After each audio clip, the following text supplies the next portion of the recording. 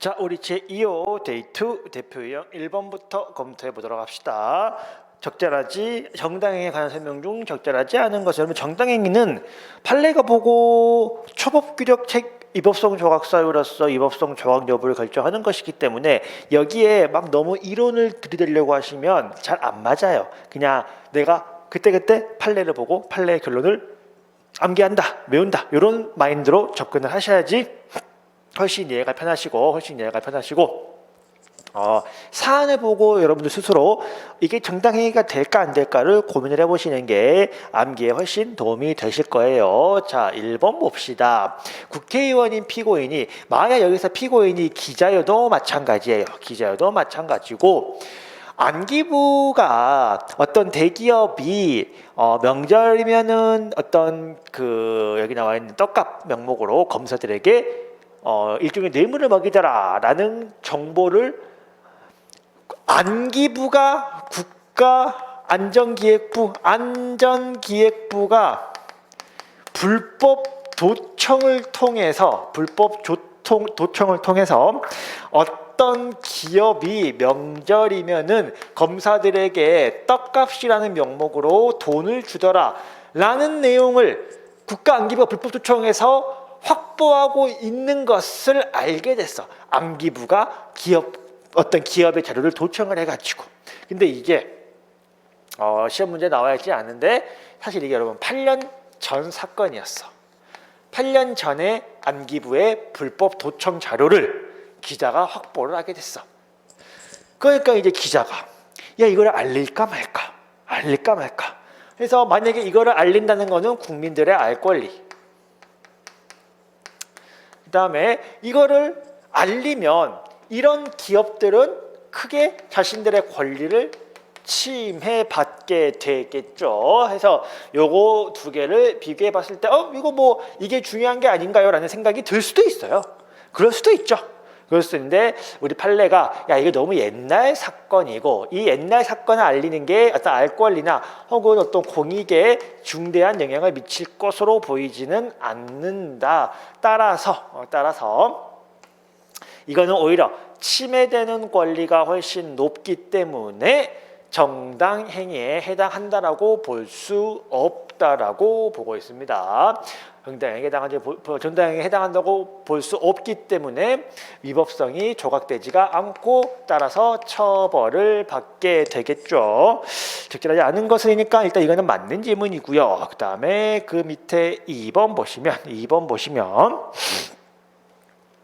신문기자인 피고인이 고소인에게 이번에는 그리고 만약에 저 피고인이 기자였어도 마찬가지로 위법성이 조각되지 않는다는 것은 처벌을 받는다는 내용이고, 자, 이번에 신문기자인 피고인이 고소인에게 2회에 걸쳐 징역세 포탈에 관한 취재를 요구하면서 이에 응하지 않으면 취재한 내용대로 보도하겠다. 협박죄다. 처럼도 보여지죠. 그렇게도 보여져. 인터뷰 좀 합시다. 인터뷰 안 해요? 인터뷰 안 해? 나 그럼 보도한 대로 낸다. 근데 여러분 사실 생각해봐봐. 이건 기자의 본분이야. 그러지 않아? 여러분들이 기자야. 어떤 사람이 징역세를 포탈하고 있다는 정보를 확인을 했어. 그럼 당연히 사실 확인을 위해서 상대방 첩보된 내용의 사람한테 전화해서 당신이 징역세를 탈세했다고 하는데 혹시 맞나요? 아닌가요? 아니라면 확인 좀 해주실 수 있을까요? 라고 물어보는 건 당연하고, 혹시 인터뷰에 응해 주시지 않으면 저는 보도한 대로 제가 취재한 대로 보도를 할 수밖에 없습니다라고 이야기를 하는 것은 사실 기자의 당연한 본분이에요. 기자의 당연한 본분이기 때문에 설령 이렇게 한다고 하더라도 위법성이 조각된다라고 봐야겠죠. 따라서 무죄가 된다라고 보시면 되겠습니다. 자, 그 다음에 이제 그 밑에 3번 봅시다. 이게 틀린 질문이죠. 조각되지 않는다라고 했으니까 틀린 질문이고, 3번. 이런 봐. 야간에 사람이 술 취해서 집에 들어와. 그럼 난 뭐야? 당연히 밀어내야 되지 않겠어? 한밤중에 사람 술 취해서 들어오면 당연히 밀어내야지. 그러는 과정에서 술 취했으니까 곱게 돌려보내기도 쉽지 않았을 거야.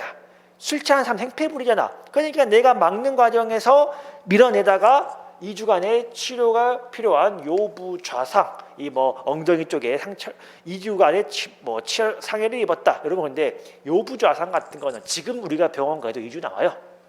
지금 우리가 병원 가도 2주가 나와. 그러니까 정말 막 술 취했다고 막 사람 때렸으면은 정당 행위가 안 될 텐데 술 취해서 우리 집 들어오는 거를 내가 막아섰고 막아서는 과정에서 엉덩방아 찜도 다쳤다.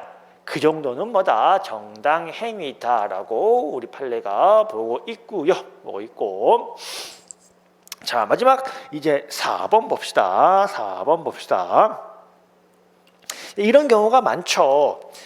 국가에서 지원을 해주는데 그 지원을 해주는 조건이 임야를 매수하는 조건이야. 얘가 해당 어떤 산 같은 곳에 임야에 내가 어떤 국가에 이바지할 수 있는 어떤 사업 같은 걸 할 테니 조금 국가에 정책적으로 지원되는 자금을 통해서 임야 매수 자금을 지원받았어. 근데 그 지원받은 것을 받고 대출 받으면서 임야 매수 자금 외의 용도에 사용할 목적으로 임야 매수하는 데는 1억이면 되는데 나는 마치 더 필요한 것처럼 1억 5천을 부풀려 가지고 신청을 받았어. 그럼 나는 임야 매수하는 데는 1억밖에 안 필요할 거 아니야. 나 얼마 남아? 5천만 원 남지. 이거 가지고 뭐 한 거야? 여행 간 거야. 이거 가지고 여행 간 거야.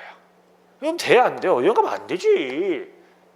그래서 허위로 부풀려서 대출을 추가로 받은 거. 근데 이게 문제가 뭐냐면 이제 이게 여러분이 굉장히 어이없을 텐데 이게 뭐야?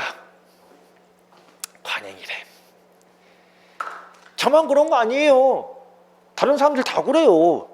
다른 사람들 다 그러는데 왜 저한테가 뭐라 그래요? 야, 딴 놈들 나쁜 짓거리 한다고 너의 나쁜 짓거리가 용서가 되겠습니까? 당연히 안 되겠죠. 당연히 안 되겠죠. 따라서 이 관행 다 그런다. 그럼 그 관행이 잘못된 거지 그 관행이 용서가 되는 것은 아니겠죠. 용서가 되는 것은 아니다. 따라서 정당이라고 할 수 없다. 틀린 거는 아까 기자 2번이 틀린 질문이 되겠습니다.